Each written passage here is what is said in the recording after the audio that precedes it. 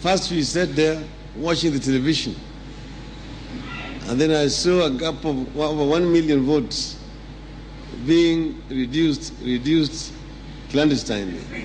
He told me, forget about the figures. I know where they're being worked out. I'm part Fellow Kenyans, our country Kenya is in big trouble. I've always believed that for Kenya to be great, it must be great for all Kenyans. A judge was found who had agreed to come and swear me as the president. And it was very tempting.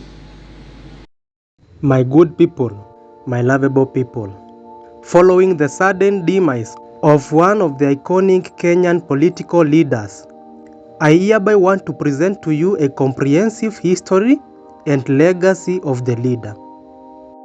We will start with the early life and education of Raila Odinga. The leader was born on 7 January 1945 at Maseno Church Missionary Society Hospital in Kisumu District, Nyanza, which is in Kenya. The guy is a son of Jaramogi Oginga Odinga, who was the first vice president of the independent Kenya, and Mary Ajuma Odinga.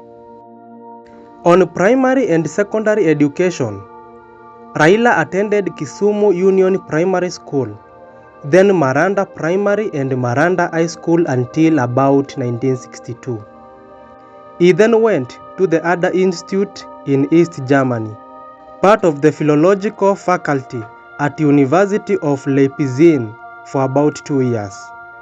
On tertiary education, in 1965, he was awarded a scholarship to attend a technical school.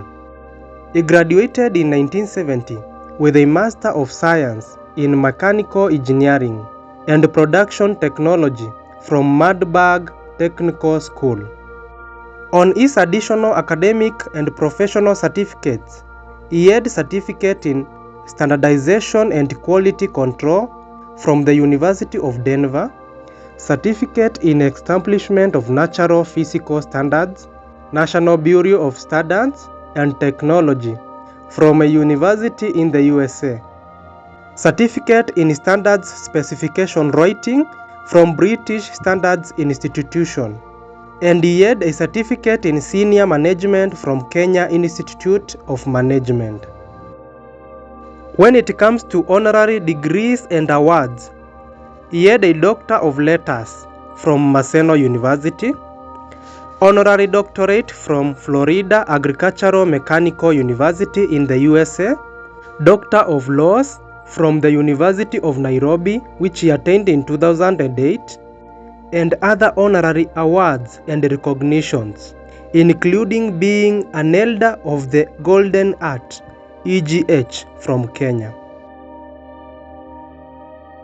Let us talk about the professional career.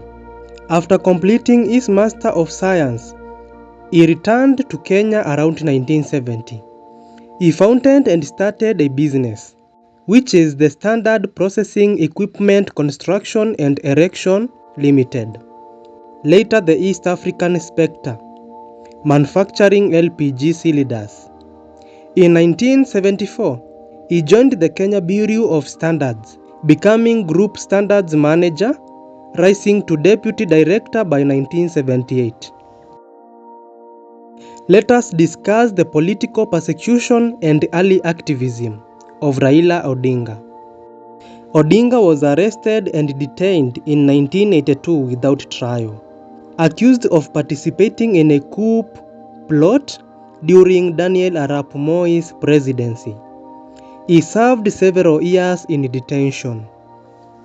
After release, the guy remained politically active.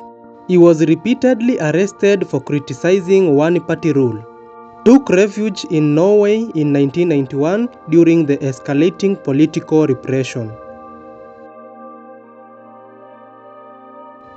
Let us talk about his political history, the key stages, milestones, and roles. To begin with, it is the transition of multi-party politics in 1990s. As Kenya shifted from single-party to multi-party politics in early 1990s, Raila emerged as a major opposition figure. Now, let us discuss his roles under presidents.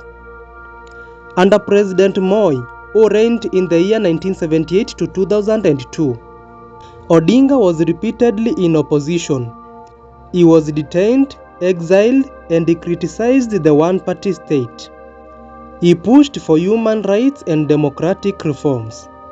His activism contributed to pressure for change, where multi-party system was legalized in 1991. Though he never won under Moi, his role was foundational in opening up political space.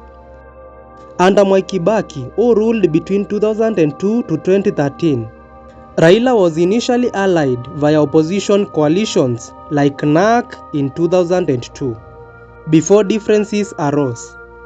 Odinga served as Minister of Energy in the year 2002, then other roles during Kibaki's presidency. Eventually, he led contentious rivalry in 2007 election. The 2007 election was disputed. Violence followed. Eventually, Kibaki's administration agreed to power sharing, which led to creation of Prime Minister position in 2008, held by Odinga, and a grand coalition. The 2010 constitution was passed during Kibaki's presidency, a major reform that Odinga supported. During the reign of Uhuru Kenyatta, from 2013 to 2022, Odinga ran against Uhuru Kenyatta in 2013 and 2017. In 2017, after the initial results, the Supreme Court nullified Uhuru's win, ordering a fresh election. Odinga's political base remained strong.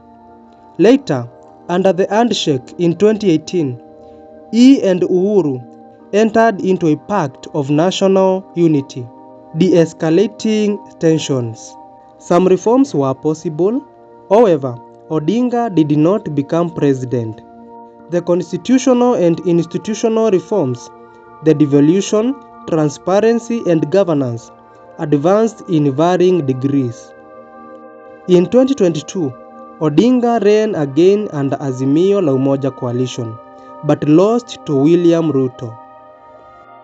Under the reign of William Ruto, that is from 2022 up to date, which is 2025. After the 2022 loss, which had more complexity, in 2025, Odinga signed a memorandum of understanding with President Ruto at KICC on 7th of March 2025 for cooperation on national unity and governance issues. This collaboration signaled a new phase, moving from pure opposition to negotiated engagement. It also opened the door to shifts in political networks, possibly affecting the balance of power leading to 2027 elections. Odinga's influence appears still considerable, especially given his ability to broker or affect alliances. Now, let us discuss the reforms and constitutional milestones associated with Odinga. The 2010 Constitution was both a direct response to the failures exposed by the 2007 and 2008 crises and a structural attempt to reduce the risk of future national collapse. The draft was the product of sustained civic engagement. Political negotiations and reforms began under the National Accord. On 4th of August 2010, Kenyans voted in a referendum to approve the new constitution. Roughly 68% of votes were yes, on a turnout of about 72%. And the constitution was promulgated on 27 of August 2010. Key features included the creation of 47 devolved counties, stronger separation of powers and judicial independence, an expanded Bill of Rights, and new institutional checks intended to improve transparency and electoral integrity. The referendum period was tense, and accompanied by isolated violent incidents. But the vote itself passed largely peacefully and marked a pivotal turning point in Kenya's government. Its implementation has been transformational in some areas, notably the devolution, while other reforms remain works in progress. Here are the electoral contests and disputes associated with Raila Odinga. Odinga has run for president like 5 times without winning. The 2007 election, which was widely disputed and led to violence, then power sharing. In 2017, the Supreme Court nullified Uhuru Kenyatta's win and ordered a repeat election, and he still lost. In 2022 election, contestant and Azimio rejected results and pursued legal challenge. He lost to Ruto. And when it comes to the elections of 2007, we have the aftermath of the disputed presidential election, which produced Kenya's most serious episode of political violence since independence. Following the December 2007 results, which the Electoral Commission declared in favor of Mwai Kibaki, opposition leader Raila Odinga and his supporters alleged widespread fraud, large-scale clashes, politically mobilized ethnic attacks, and targeted killings escalated in the late December 2007 and into early 2008. Independent inquiries and human rights organizations estimate roughly 1,000 to 1,300 deaths and hundreds of thousands of internally displaced persons during this crisis. The violence concentrated in Rift Valley towns including Eldoret and Naivasha, Nairobi slums, parts of Nyanza and sections of the coast, and involved a mix of spontaneous mobs, organized militia, and politically aligned youth groups. The Commission of Inquiry into Post-Election Violence, the WAKI Commission, documented organized elements to the violence and added a sealed list of alleged orchestrators to former UN mediator Kofi Annan. The Commission recommended that if Kenya failed to set up a special tribunal, the list should be forwarded to the ICC. The political crisis was resolved temporarily through Kofi Annan, who mediated negotiations that produced the February 2008 National Accord and Power Sharing Deal, creating a grand coalition government with the Prime Minister's office occupied by Raila Odinga. While the deal stopped large-scale bloodletting and allowed institutional reform to proceed, full legal accountability for many alleged perpetrators remained contested and incomplete. International investigations, including ICC action, later faced political pushback and legal delays.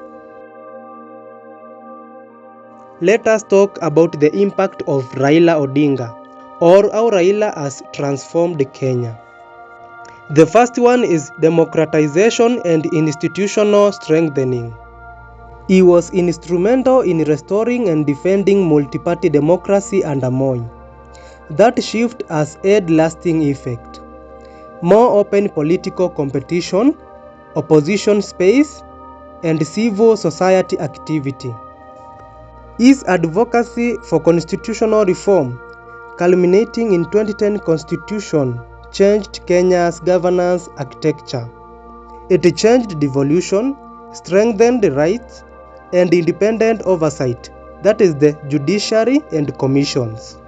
The second one is his checks and balances and civic participation.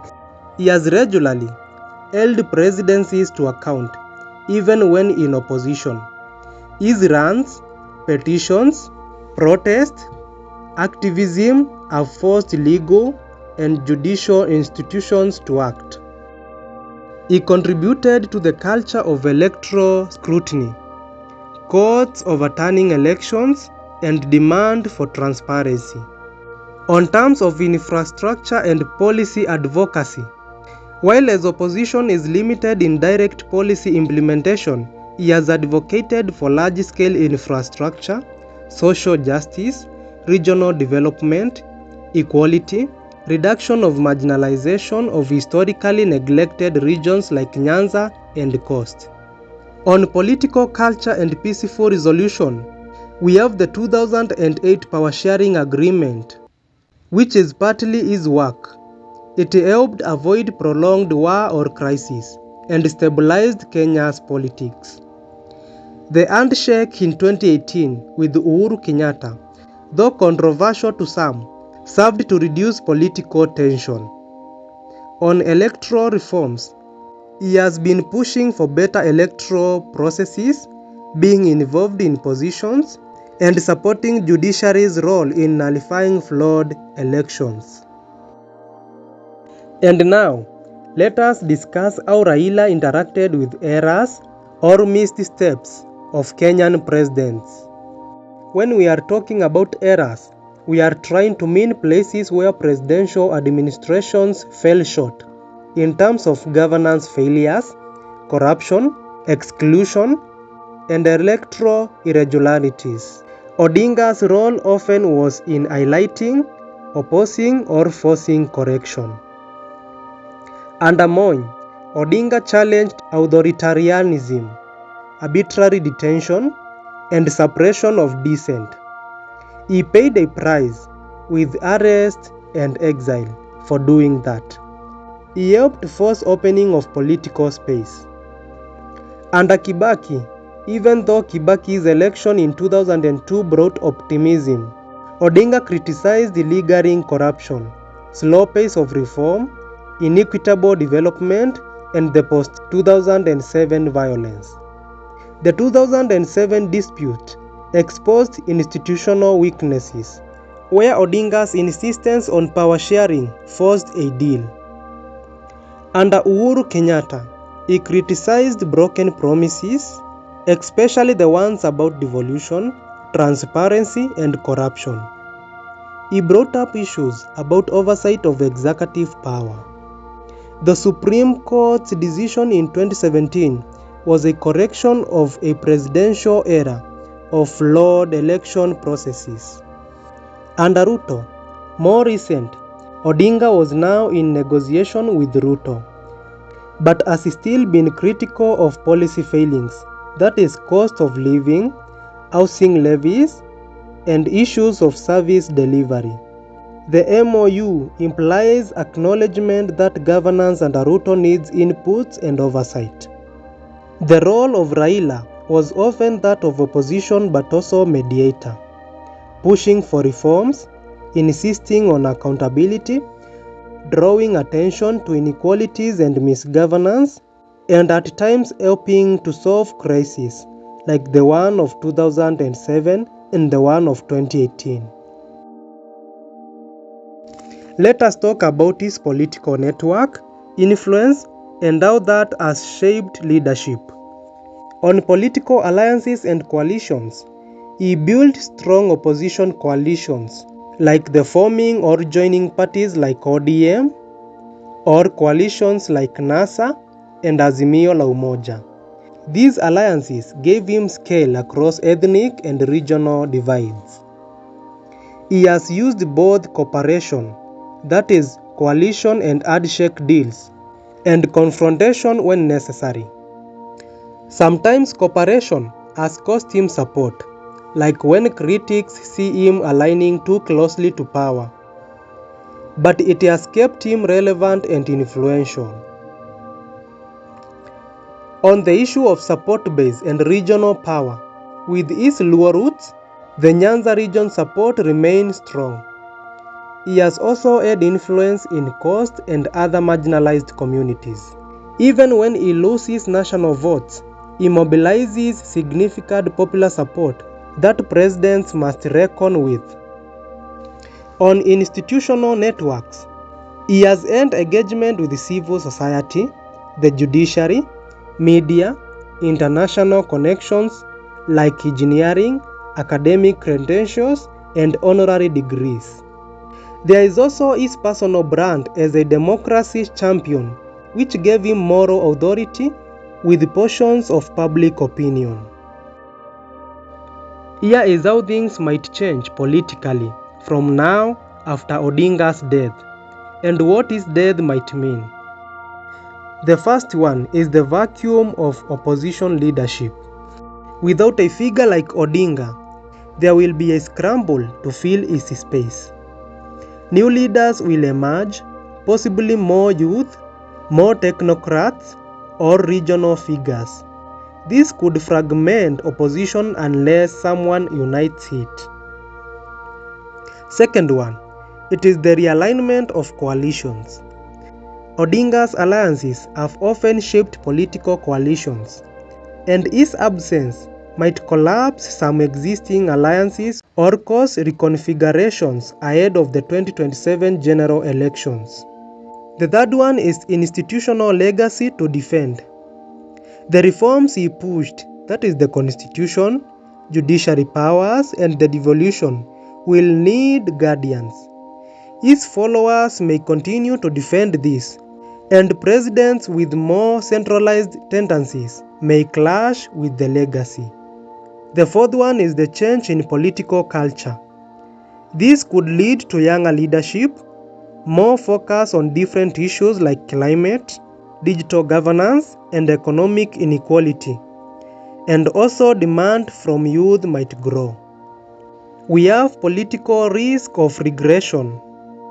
Without a strong advocate and pressure voice, there is a risk that some checks may weaken. That is in terms of oversight and accountability. And on case of corruption, executive overreach could find fewer obstacles. The sixth one, it is historical narrative and memory politics.